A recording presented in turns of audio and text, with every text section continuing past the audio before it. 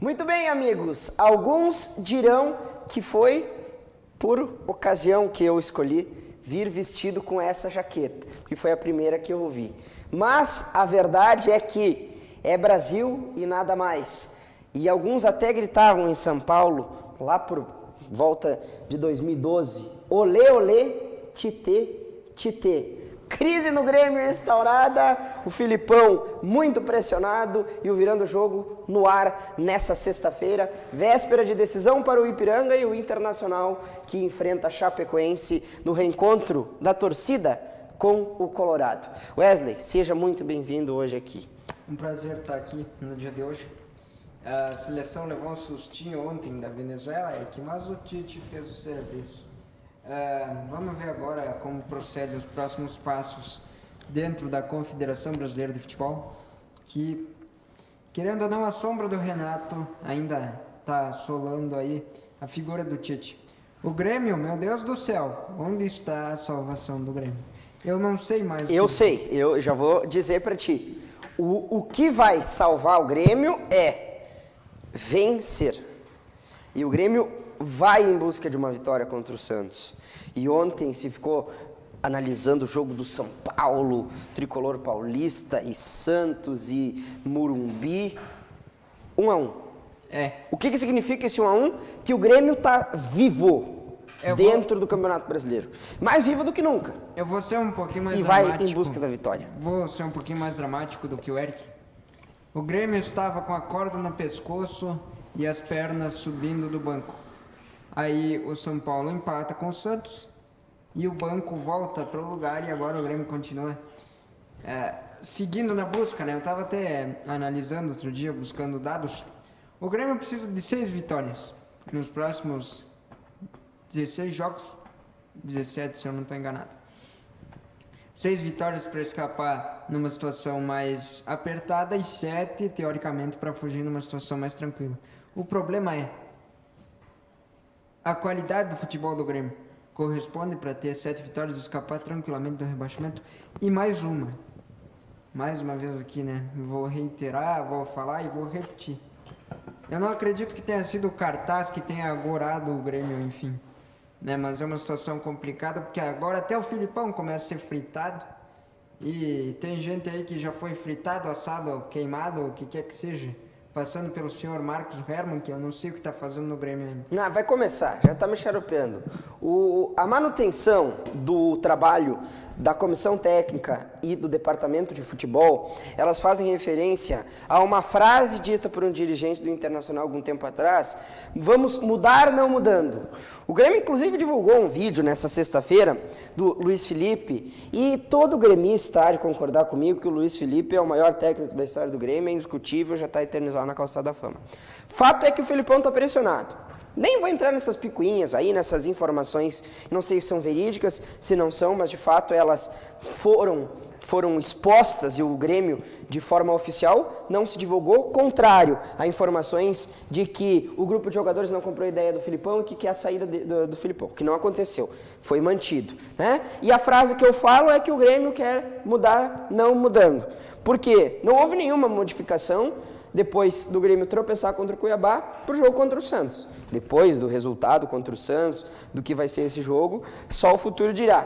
Fato é que o Grêmio permanece com a mesma estrutura e nem mesmo o vice de futebol, Marcos Herman, que na minha opinião é um dos menores dos culpados dessa história toda, caiu. Ou seja, o Grêmio permanece naquela mesma situação, só que com uma pressão do tamanho do Rio Guaíba. Muito gigante, muito grande, né? Se é grande é porque é gigante, se é gigante é porque é grande. E eu fico atordoado porque a situação em que o Grêmio se colocou, não só do ponto de vista da tabela de classificação, mas aquilo que tu falou, da falta de qualidade, que é uma coisa que eu falei ontem, hoje, ao meio-dia, o Grêmio não tem um time que minimamente consiga ganhar do Sport Recife hoje. Então, isso me grita aos olhos de que eu não sei se o Grêmio vai conseguir sair dessa situação. É difícil porque eu acho, até ontem eu estava comentando com alguns torcedores do Grêmio que me procuraram, até ironicamente, né, para conseguir pelo menos dialogar isso. Eu acho que o Grêmio está criando vícios, Eric. Vícios do tipo do modelo Diego Tardelli, né? Que veio a preço muito caro e não correspondeu.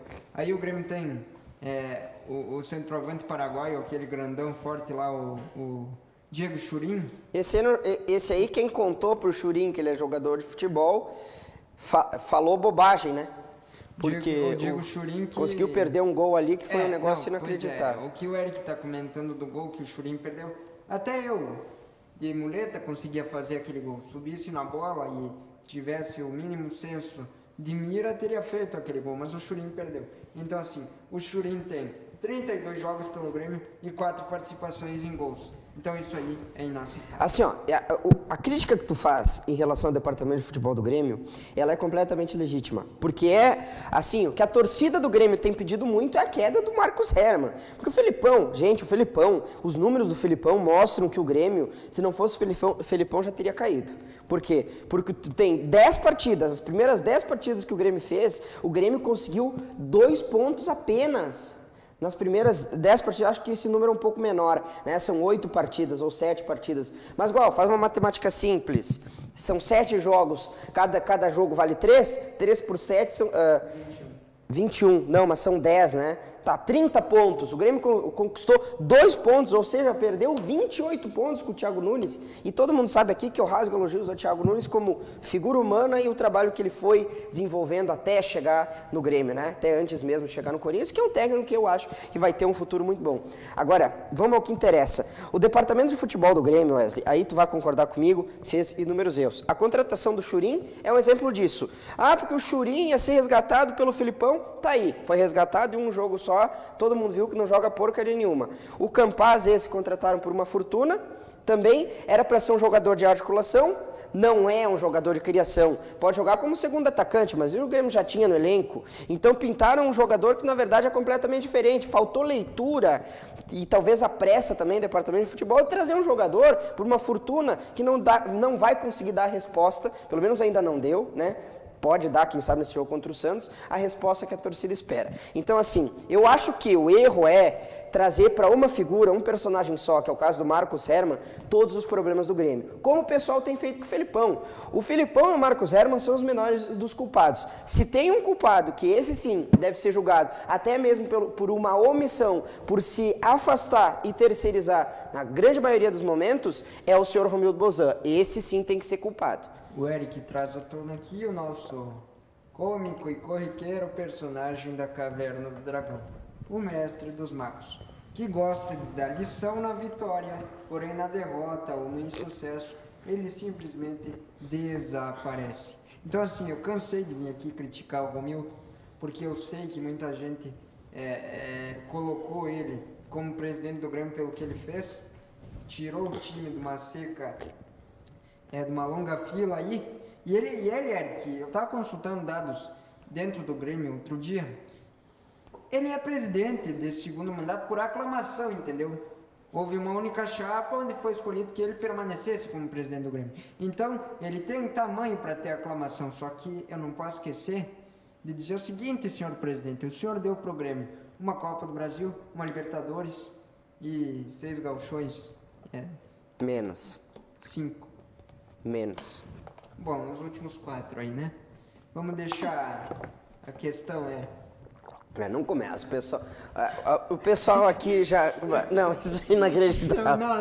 Não, isso é inacreditável, cara. E o pessoal se superou nessa. Minha Nossa Senhora.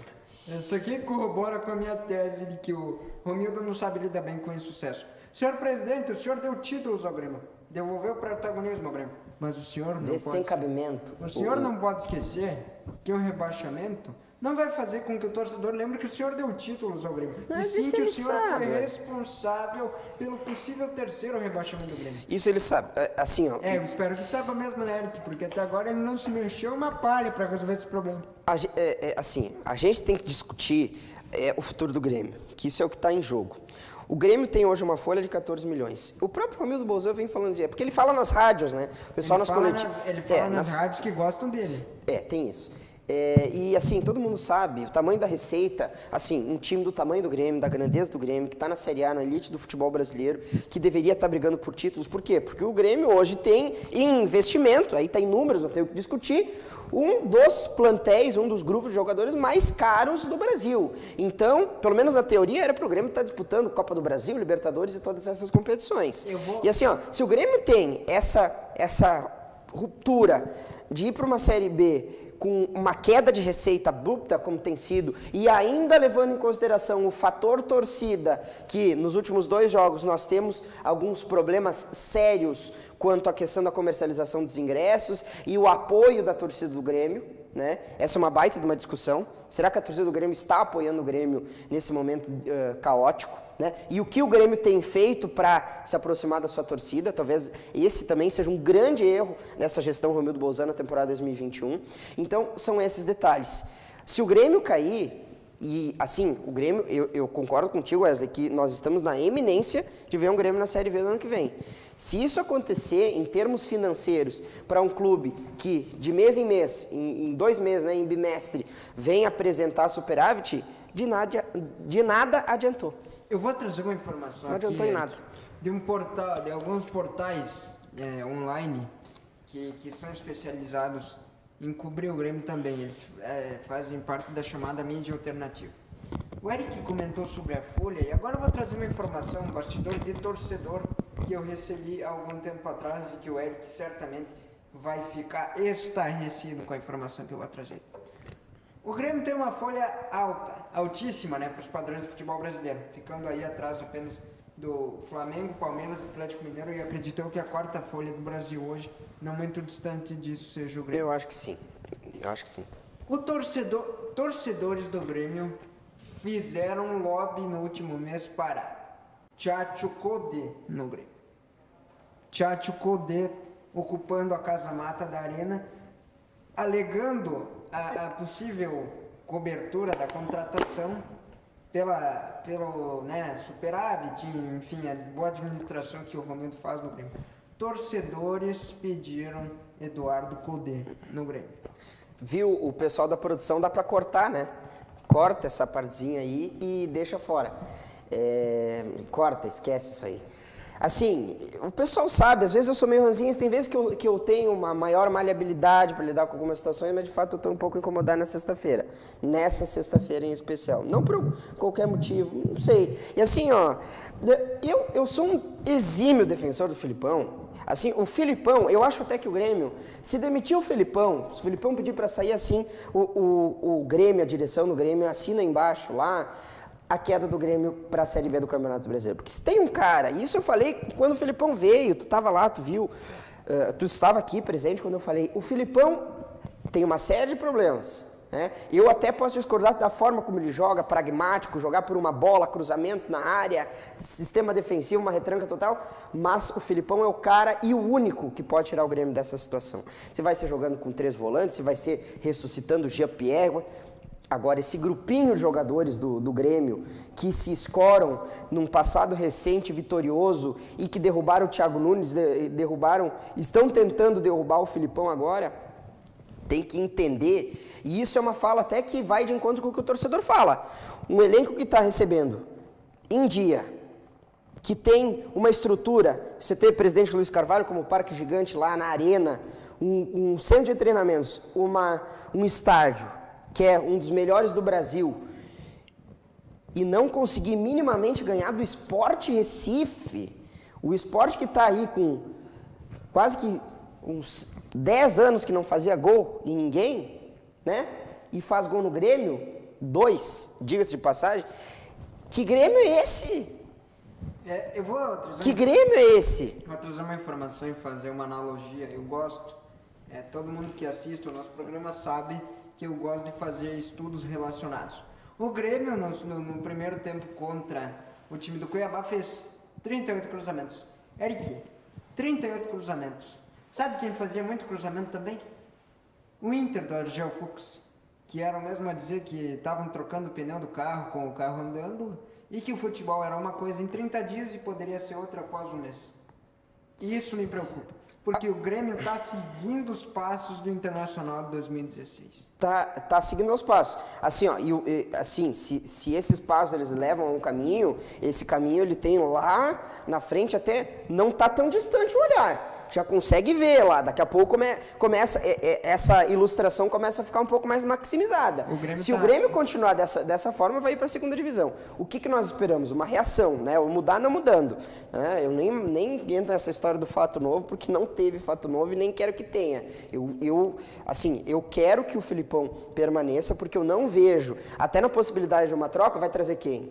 Né? Não tem no mercado alguém quem traga. Eu estava analisando essa possibilidade de troca do Grêmio, Eric. E pode ser loucura o que eu vou dizer aqui, pode ser demagogia jornalística, o que quer que seja, né? De qualquer maneira, eu traria, se o Grêmio quiser demitir o Filipão, o Capitão América, Adilson Batista, campeão da Libertadores em 95, pode ser o nome. Não, o campeão da Libertadores em 95 foi o Filipão, com o Grêmio. Sim, mas o Adilson Batista era capitão do time do Grêmio em 95. E ele é técnico? Sim. Comandou o Cruzeiro em algumas oportunidades. Eu discordo. Eu acho que se o Grêmio trocar... Porque aí botaria mais fogo ainda nessa história, mas são muitas discussões. Grêmio e Santos se enfrentam aqui, ó, Eric, a produção trouxe para nós a foto do Adilson Batista, que foi o Capitão América. Tá, o capitão no ano em que o título da Libertadores com o Filipão, né? O bicampeonato da Libertadores. Isso aí. Tá, esquece o passado, ó, tu já tá lembrando o passado. Vamos para a realidade, o Grêmio tá quase caindo para a segunda divisão. Grêmio e Santos, batalha da Vila Belmiro. Quem sabe, se o Grêmio conseguir uma vitória, matematicamente já sairia do Z4. Mas vai ser, não tenho dúvida, um jogo de decisão para o Grêmio. Wesley, vamos falar sobre o Internacional, porque o Inter também tem um jogo que, em tese, é fácil, né? Joga contra a Chapecoense, já rebaixada, a lanterna da competição, o patinho feio do brasileiro, jogando em casa no Beira-Rio, retorno do Tyson, mais 17 mil torcedores no Beira-Rio. O cenário é maravilhoso, né? Só falta o Inter decepcionar, que eu não acredito. É o caminho, comentar aqui o fato de que o senhor Diego Aguirre falou que está com saudade do torcedor. Pois é, eu também estou com saudade do velho Diego Aguirre, que trocava volantes por atacantes, né, ou pontas. Não faz mais isso. Fui um defensor do trabalho e continuo com algumas convicções. Agora, o Diego Aguirre precisa entender que o Inter continua sendo um dos grandes do futebol brasileiro e um dos grandes do futebol sul-americano. Ele precisa entender que ele está comandando uma camisa pesada e precisa voltar a ter ousadia. Eu lembro dele quando fazia alterações na Libertadores em 2015 e colocava o famigerado Valdívia, né? Que era, na época, uma das saídas do Internacional. O Diego Aguirre precisa entender isso, se quiser realmente permanecer, o que eu acredito que não seja difícil para 2022. O Internacional que ainda tem muita coisa para corrigir. Eu queria o Lisca. Numa possível ausência do Tyson, eu acho que, na minha concepção, o Maurício é o preferido. Eu acho que o Maurício é mais técnico do que o Caio Vidal, por exemplo, que vem para ser a segunda opção no lugar do 10 do Inter. Eu queria o Lisca. Mas, no entanto, foi Wesley, eu queria o Lisca. Cara, o Diego Aguirre, ele tem feito um trabalho no Internacional que para mim é admirável.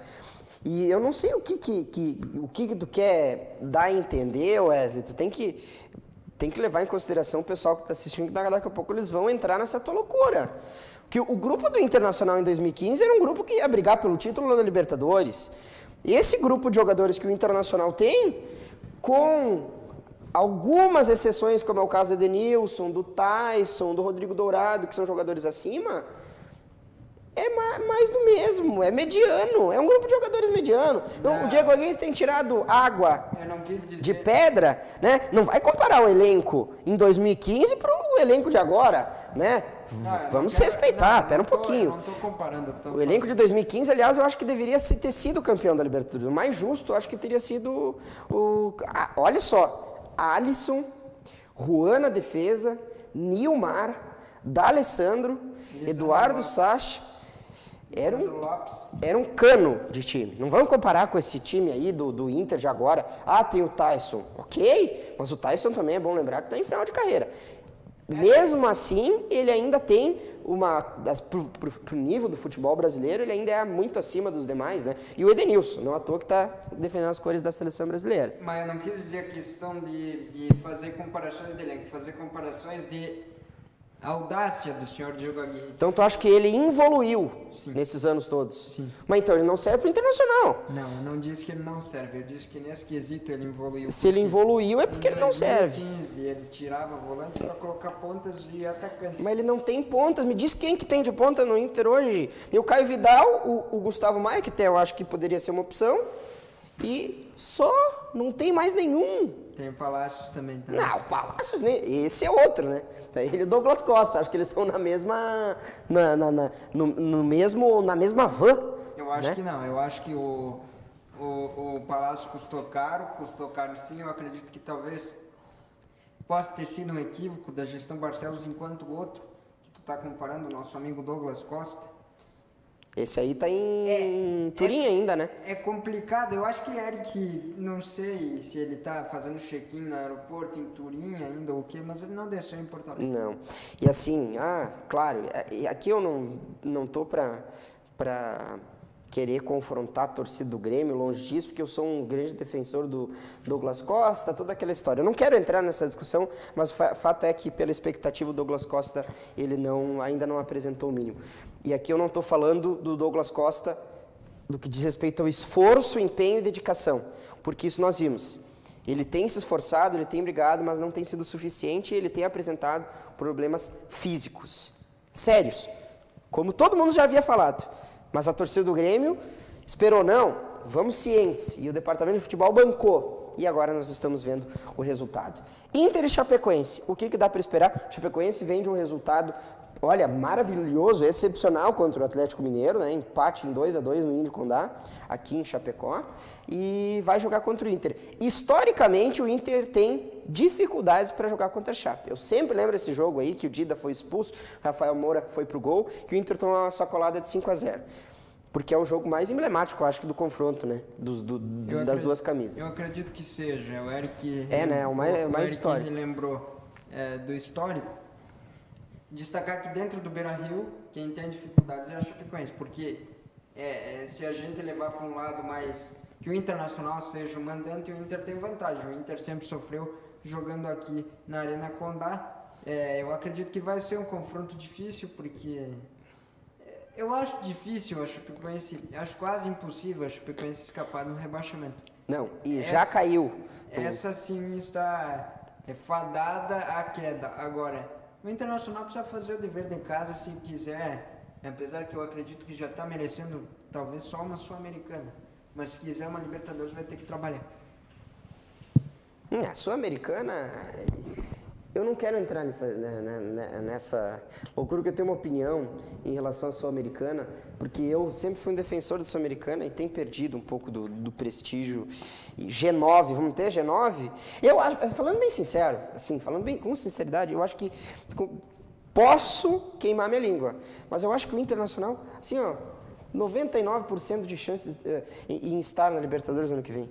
Só não vai estar por falta de competência, porque jogaram um ano fora, eliminado de forma prematura da Libertadores, da Copa do Brasil, jogaram um ano fora lá, quase essa direção que é capitaneada por Alessandro Barcelos, e agora só tem o Brasileirão, né? Então, se o Inter não conseguir um acesso à Libertadores... aí talvez até eu comece a questionar a manutenção do trabalho do Diego Aguirre. O Diego Aguirre tem um objetivo, chegar à Libertadores. Se não conseguir isso, casca fora e vamos fazer algo que essa direção ama, que é ruptura. Muda tudo, muda o técnico, muda... o que eu não acredito, né? Eu acho que o Inter vai conseguir, até com facilidade, essa vaga na Libertadores. Mas é preciso somar pontos, né? Eu estou muito ciente que o Inter vence esse jogo contra a Chapecoense, acho que uns 2-0 até. Destacar aqui, o Eric falou em ruptura. Eu mantenho a minha posição de acreditar que o comandante do Internacional em 2022 vai falar em espanhol.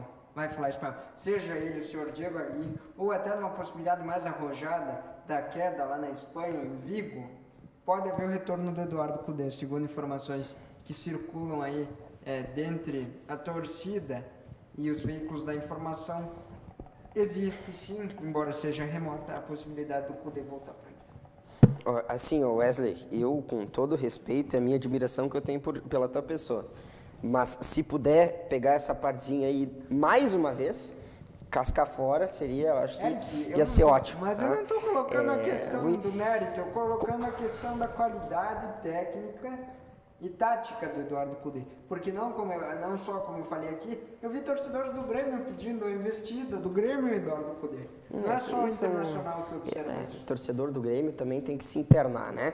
Vamos falar sobre Ipiranga. Decisão, uma Copa do Mundo, enfrenta em Novo Horizonte o time do Novo Horizontino. Em São Paulo, o Novo Horizonte vem de derrota, o Ipiranga vem de derrota, num jogo em que o Ipiranga se preparou durante essa semana, vai com o time completo. Agora há pouco deve estar já em viagem até São Paulo, acho que até que já chegou, pela manhã estava em Chapecó, acho que já deve ter chegado, né? Em São Paulo.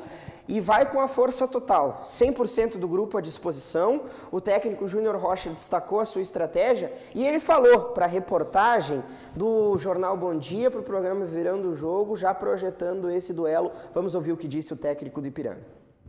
Esse jogo contra o Novo Horizontino, né, com áreas de decisão, como foi o último, como vai ser os outros 5 jogos que nós temos aí nessa fase. Tivemos uma semana aí maravilhosa de treino. A gente está ainda evoluindo e temos margem para mais evolução, por incrível que pareça. Os atletas têm, né, se comprometido demais com o nosso dia a dia ali, desde o primeiro dia quando nos apresentamos aqui para a pré-temporada do Gauchão. E de lá para cá não tem sido diferente. Tem se entregado demais ao dia a dia aí. E vamos para esse confronto já com a estratégia traçada. Tivemos uma semana maravilhosa de treino, traçamos a estratégia para o jogo. Sabemos, né, que o Novo Horizontino lá em Novo Horizonte é muito forte, mas diante dessas dificuldades aí, a equipe nossa sempre se supera. Temos um modelo de jogo já definido, não vamos abrir mão, né, da posse, não vamos abrir mão de também estar organizado defensivamente, ser ofensivos e não vulneráveis.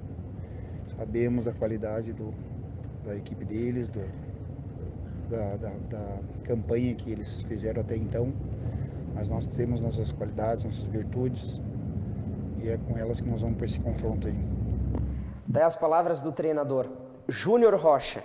Esse é um cara que pode fazer com que o Ipiranga dê a volta por cima. O Ipiranga quer dar a volta por cima. Vai jogar contra o Novo Horizontino com a estratégia que for. Eu acho até que o Ipiranga tem que ter aquilo que o Wesley quer tanto do Diego Aguirre, ousadia. O Ipiranga tem que ir lá, porque assim, ó, se o Ipiranga chega a perder para o Novo Horizontino, aí eu vou ter que ir de encontro com aqueles críticos, né? Vai ficar muito difícil, né? Então o Ipiranga tem que ter um objetivo muito claro, e isso é o que disse o técnico Júnior Rocha, preparador físico Alexandre Andrés, conversei com ele também hoje. O Ipiranga tem que vencer, então daqui a pouco tem um pouco mais de ousadia, claro, manter essa mesma organização defensiva que o Ipiranga tem, e vamos torcer, né? Vai precisar um pouquinho de sorte, talvez. Eu acho que antes da sorte vem o trabalho, vou ser cacofônico aqui e repetitivo. É hora de mostrar o que o Ipiranga realmente quer na competição. A gente sabe da qualidade do time do Novo Horizontino, veio aqui, fez um jogo equilibradíssimo. Tá na hora de mostrar para que o Ipiranga veio. Eu confio na comissão técnica, confio nos jogadores e confio na direção. É hora de mostrar o que a gente quer. O Novo Horizontino que vai para o jogo abatido, depois de tomar uma sapatada de 5-0 para o time do Manaus. Torcer também lá para o outro lado que Manaus e Tombense, ambos com 3 pontos, talvez um empate ou uma vitória. Se um dos dois vencer, dispara para 6 pontos, o empate seria o melhor, né, para nenhum dos dois disparar, para o Ipiranga, e vai em busca de uma vitória. A partir de agora, todos os jogos serão decisões. E o Ipiranga, que bom, conseguimos chegar nessa altura do campeonato, mas agora é preciso um pouco a mais, porque é nesse momento que se separa o joio do trigo, os grandes dos pequenos, e vamos esperar que a história do Ipiranga esteja junto com esse time para conseguir uma vitória fora de casa. Wesley, um abraço para ti, bom final de semana e bom restante de sexta-feira também. Muito obrigado, Eric. Seguimos trabalhando para melhorar cada dia mais, esperando os resultados dos times que nos cabem o serviço. Com certeza. E para aqueles que também não cabem, ficamos na torcida, né? Um abraço para ti, Wesley, para todo mundo que nos acompanhou. Um ótimo final de semana a todos. Tchau.